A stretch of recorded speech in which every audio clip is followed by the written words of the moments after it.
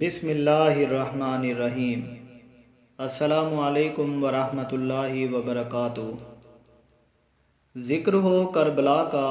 اور حضرت مسلم بن عقیل کا تذکرہ نہ کیا جائے تو ایسا ممکن نہیں، کیونکہ واقعہ کربلا کی ابتدا ہی حضرت مسلم بن عقیل کی شہادت سے شروع ہوتی ہے۔ آج کی اس ویڈیو میں ہم آپ کو حضرت مسلم بن عقیل کی شہادت کا المناک واقعہ سنانے والے ہیں کہ جب حضرت مسلم بن عقیل کو حضرت امام حسین نے اپنا سفیر بنا کر بھیجا تو کس طرح کوفہ والوں نے حضرت مسلم بن عقیل کے ساتھ بے وفائی کی اور کس طرح دھوکے سے انہیں شہید کیا۔ مکمل واقعہ سننے کے لیے ویڈیو کو اینڈ تک ضرور دیکھیں، اور اگر آپ ہمارے چینل اسلامک اردو ریسرچ کی ویڈیو پہلی بار دیکھ رہے ہیں تو ہمارے چینل کو سبسکرائب کریں، اور اگر ویڈیو اچھی لگے تو ویڈیو کو بھی لائک کریں۔ حضرت مسلم بن عقیل حضرت امام حسین رضی اللہ تعالیٰ عنہ کے چچا زاد بھائی تھے۔ ان کو سفیر امام حسین بھی کہا جاتا ہے، کیونکہ وہی حضرت امام حسین کے حقیقی آشنا تھے۔ آپ اسلامی فتوحات اور جنگ صفین وغیرہ میں بھی حصہ لے چکے تھے،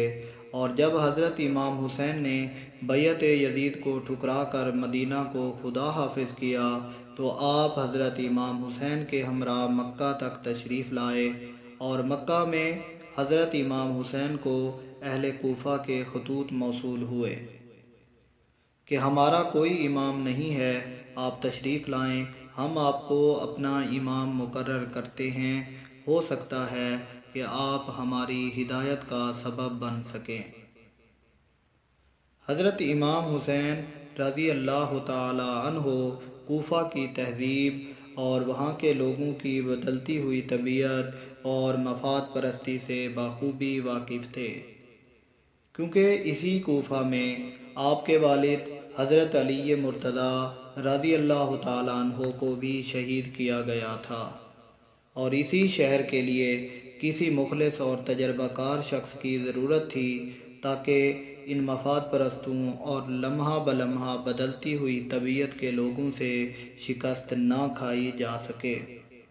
اور کسی ایسے شخص کی ضرورت تھی جو اپنے مقصد کے حصول کے لیے ہنگامی صورتحال میں بھی غافل نہ رہ سکے۔ حضرت امام حسین رضی اللہ تعالی عنہ نے اپنے مختصر قافلے پر نظر ڈالی اور مسلم بن عقیل کو اپنا نمائندہ منتخب کیا، اور 15 رمضان کو حضرت مسلم بن عقیل مکہ سے روانہ ہو کر مدینہ پہنچے اور مسجد نبوی میں نماز ادا کی۔ جب حضرت مسلم بن عقیل کوفہ پہنچے تو کوفہ والوں کو حضرت امام حسین کا خط پڑھ کر سنایا اور امام حسین کے لیے بیعت لینے کا سلسلہ شروع کیا۔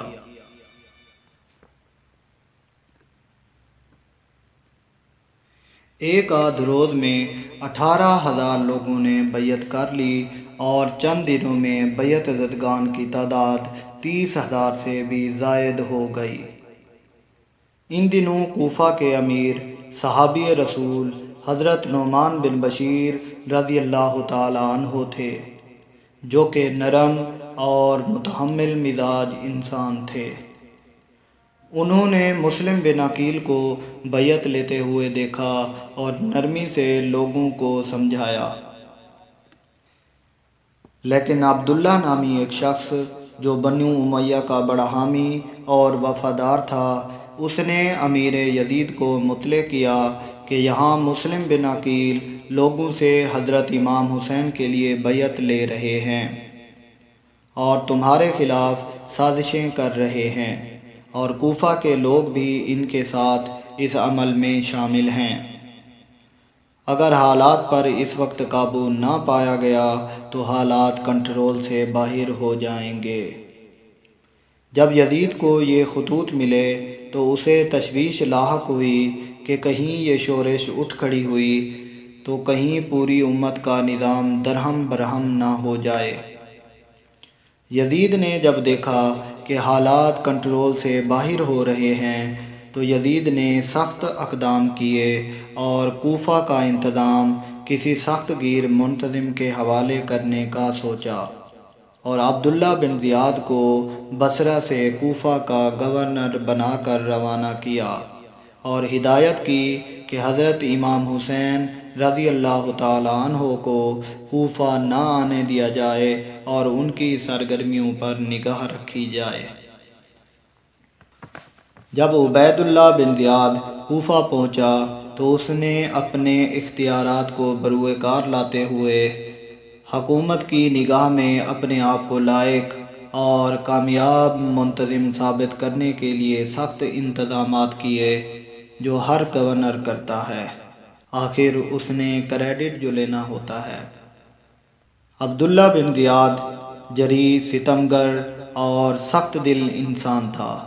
اور حضرت امیر معاویہ رضی اللہ تعالیٰ عنہ کے دور میں خراسان کا حاکم بھی رہ چکا تھا۔ اس نے خراسان میں بڑی جرأت، بہادری اور دلیری سے ترکوں کے برابر کامیاب لڑائیاں جاری رکھیں۔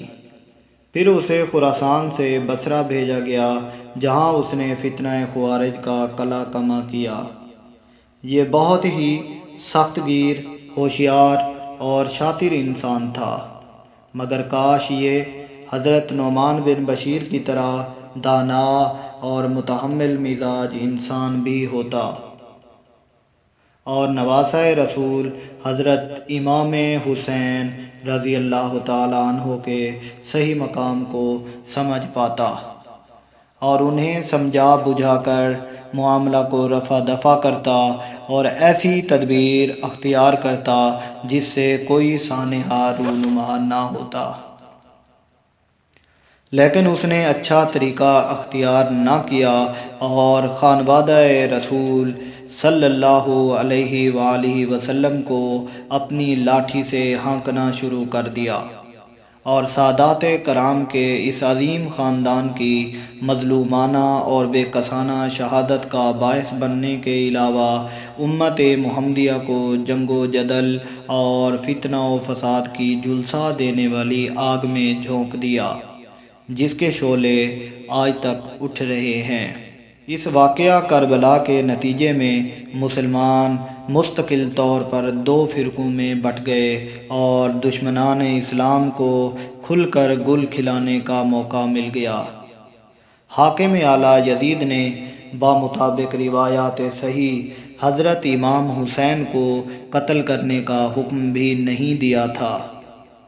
لیکن ابن زیاد نے تشدد کی راہ کو ترجیح دے کر حالات کو آئندہ کے لیے قابو سے باہر کر دیا، اور اپنے اور حکومت کے لیے دنیا جہاں کی بددعاؤں اور پھٹکاروں کا موجب بن گیا۔ کاش وہ اس مظلوم قافلے کا خیال رکھتا اور مسئلے کا کوئی بہترین حل نکالتا۔ یہ ٹولہ جس قدر ذلیل ہوا، حضرت حسین اور ان کا خانوادہ اسی قدر مزید اونچا اور سر بلند ہوا۔ جب عبید اللہ بن زیاد کوفہ میں داخل ہوا تو اس نے اپنی وضاقت اور لباس وغیرہ حضرت امام حسین کے جیسا پہن لیا اور چہرہ چھپا کر کوفہ میں داخل ہو گیا۔ کوفہ کے لوگ سمجھے کہ حضرت امام حسین آ گئے ہیں، انہوں نے اہلاً و سہلاً مرحبا کے نعرے شروع کر دیے اور استقبال کے لیے جمع ہو گئے۔ جب اس نے دیکھا کہ تمام لوگ جمع ہیں تو اس نے نقاب الٹ کر خود کو ظاہر کیا۔ اس نے پہلا کام یہ کیا کہ حضرت نعمان بن بشیر رضی اللہ تعالی عنہ کو کوفہ سے نکال دیا اور خود کو کوفہ کا گورنر بتایا۔ حضرت مسلم بن عقیل کی سرگرمیوں کی مخبری کے لیے جاسوس مقرر کر کے پھیلا دیے اور بعد میں غضبناک تقریر کی اور کہا، اے کوفیو، میں ظالموں کو سزا دینے اور مظلوموں کی داد رسی کے لیے آیا ہوں۔ جو باغی ہیں ان کے سر قلم کیے جائیں گے، جو فرما بردار رہیں گے ان کو انعامات سے نوازا جائے گا، آپ سب کو چاہیے کہ باغیوں کی رپورٹ مجھے پہنچائیں، اور جو شخص ایسا نہ کرے گا اسے سولی پر لٹکا دیا جائے گا۔ جب حضرت مسلم بن عقیل کو ابن زیاد کی آمد کی خبر ہوئی اور اس کے اعلانات بھی سنے، تو حضرت مسلم بن عقیل نے اپنے رفیقوں سے خفیہ مشورے کیے اور خود کو خفیہ رکھا، اور حضرت امام حسین کو پوشیدہ خط لکھ دیا کہ ہزارہا لوگ آپ کے لیے میرے ہاتھ پر بیعت کر چکے ہیں، تمام اہل کوفہ آپ کے وفادار ہیں، آپ تاخیر نہ فرمائیں اور فوراً تشریف لے آئیں۔ حضرت مسلم بن عقیل کا خیال تھا کہ آپ کی آمد سے موجودہ مسئلہ حل ہو جائے گا، مگر ایسا نہ ہوا بلکہ زیادہ پریشان کن ثابت ہوا۔ جب تمام کوششوں کے باوجود یزید کو حضرت مسلم بن عقیل کا پتہ نہ چل سکا، تو اس نے ایک ایسا جاسوس مقرر کیا جس نے یہ ظاہر کیا کہ وہ کہیں دور سے حضرت مسلم بن عقیل کی بیعت اور معقول نذرانہ پیش کرنے آیا ہے۔